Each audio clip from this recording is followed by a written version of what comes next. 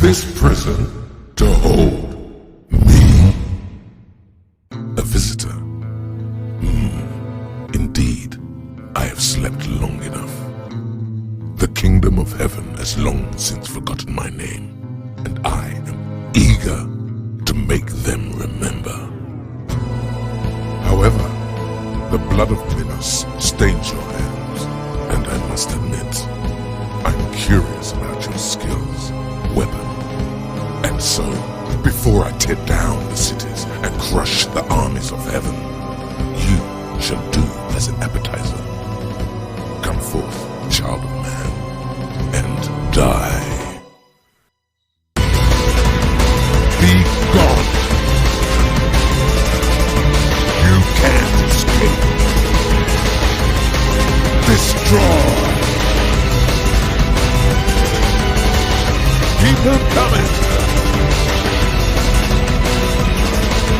Nice try.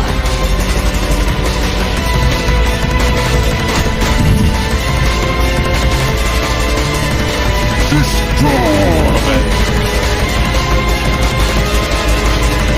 Yes, that's it! Be gone! Nice try! This will hurt. You can't escape. Destroy! Nice try.